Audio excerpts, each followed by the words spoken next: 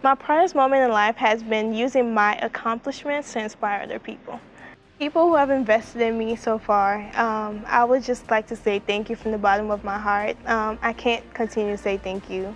It's just being a recipient of the Georgia Haitian Chamber of Commerce scholarship last year really helped push forward my education. It was one of the biggest scholarships that I earned. It helped inspire to do well my first semester of college, to know that I have a lot of people invested in me. I love being a college student. Like, it's the greatest thing ever. There's so much freedom. It's amazing just to see how we grow when we have to budget and how we have to do things on our own.